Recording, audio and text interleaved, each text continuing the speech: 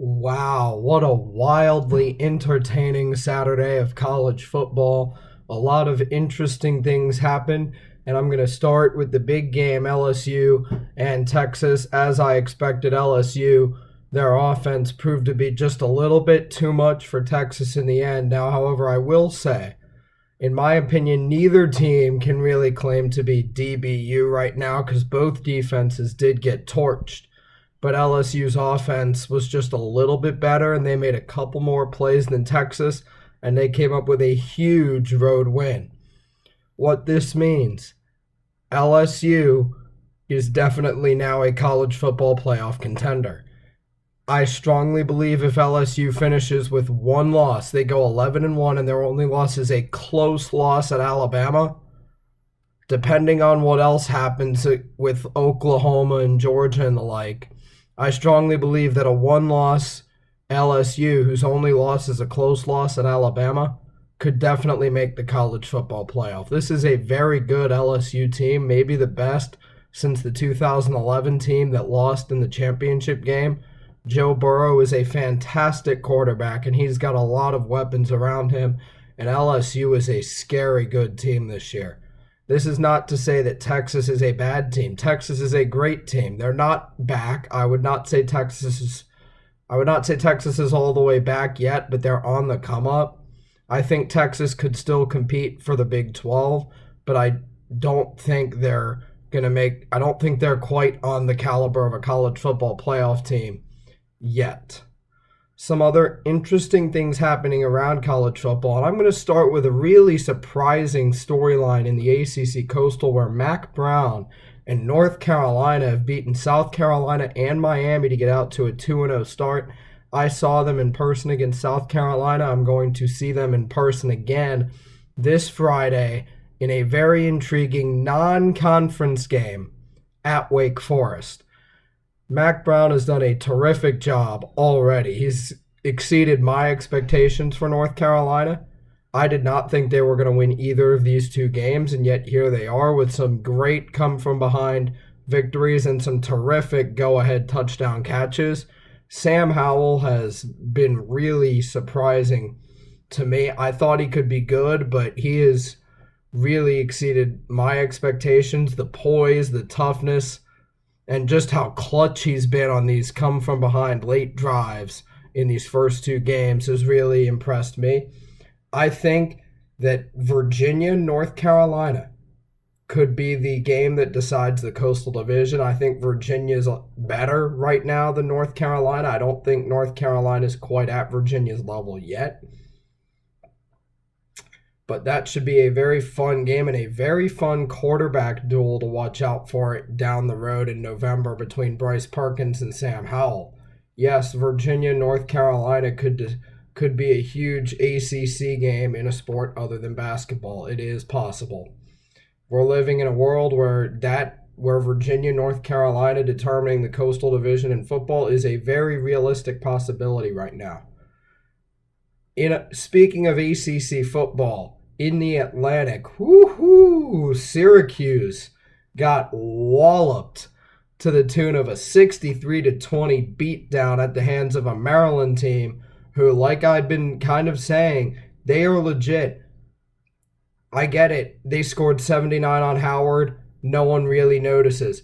You put up 63 on a ranked team and people are going to notice. I've got Maryland in my top 25 this week. I think Maryland's a legit team.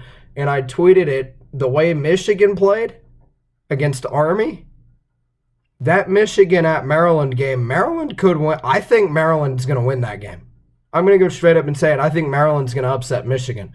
I don't think they'll get Ohio State. I don't think they'll upset Ohio State.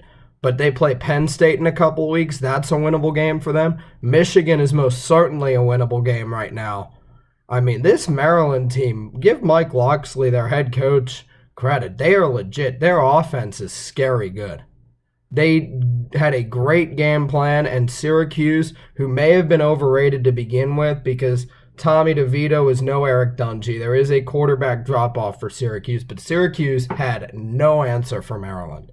I am all in on Maryland. I believe they are legit. I'm not saying they're a college football playoff team or anything like that. But But Maryland could be a dark horse team to potentially, if they get enough breaks, I could potentially see Maryland in a position to compete for a spot in the Big Ten championship game.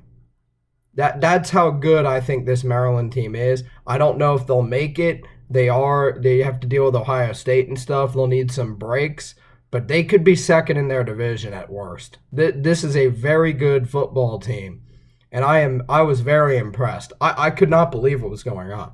I mean, Maryland was just utterly throttling Syracuse. I mean, and Syracuse had a chance to have College Game Day there for the first time ever, and my goodness, did they just get clobbered. Speaking of College Game Day, it will be heading to Ames, Iowa for what is also going to be my game of the week for Week 3 between Iowa and Iowa State. Iowa State, disappointing performance in Week 1 against Northern Iowa, needing triple overtime. They've had a bye week to prepare. I think this is going to be a very good game. I think Iowa is the better team. I like the Hawkeyes. I'll have a prediction video next week. Right now, I like Kirk Ferentz and Iowa to win that game. Another intriguing game, as I alluded to earlier, that will not count towards the ACC standings in Week 3 that I will actually be going to see in person, North Carolina and Wake Forest. After Syracuse's loss, Wake Forest might very well be the second best team in the ACC Atlantic, and no worse than the fourth best team in the ACC. Quite frankly, the top three of the ACC in this order, in my opinion, is Clemson, Virginia, Wake Forest right now, with North Carolina as number 4. So I think that's going to be a very interesting game. I think, too, a very interesting quarterback battle between Jamie Newman and Sam Howell, two pretty good offenses. Now, I think Wake Forest will win, but their defense concerns me. But if they were to lose to North Carolina, it will be because their defense. Wake Forest defense has not been all that great. They need to fix things up there. I think they will. It's going to be a close game, a very competitive game. I can't wait to see it. I mean, all of a sudden, this game looks very fascinating to me. A couple other disappointments to me. Florida State. Now, I'm a Virginia fan. I think Virginia needs to take Florida State very seriously here. I know Florida State lost to Boise State and almost made a mockery of themselves by losing to Louisiana Monroe. But I think Florida State is going to come in and play angry, and I think that could be I'm worried about that being a dangerous game. I'm worried Virginia could be looking a couple weeks ahead to a showdown at Notre Dame, and this could be a tough game. Tougher than people might think, but Willie Taggart has to figure something out. I mean, the only good thing for Willie Taggart and Florida State fans right now is that Tennessee is making a worse mockery of themselves. Tennessee had the game all but won against BYU, and they pulled the Denver Broncos in the 2012 AFC Divisional Playoffs with a huge busted coverage. And BYU ended up winning the game in double overtime. BYU's not a terrible team. It's not the worst loss in the world, but when you combine it with the Georgia State loss, it does not look good for Tennessee. Elsewhere, some other interesting games in Week 3. Washington State, Houston.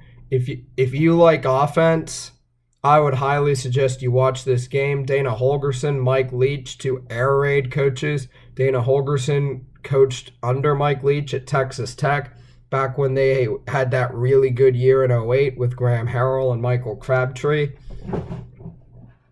It's going to be a very exciting game. The group of 5 game to pay attention to in Week 3 would be Ohio and Marshall, two conference favorites. Very interesting game. I think Marshall will win. Their defense impressed me somewhat against Boise. Their offense disappointed me a little, especially in the second half. But going back to Week 2, another surprising result. Washington lost at home to a California team that kind of struggled with UC Davis last week. Now, California, I had my doubts about them. But they proved last night, or actually, I should really say early this morning because of the storm and the delay, that their secondary is legit. And honestly, in the weak Pac 12, California could be in the conference championship game. Long way to go, but that was a big statement win by Cal and a disappointing home loss for Washington. And that is all for now. I will get back and I will preview week 3 more in depth later this week.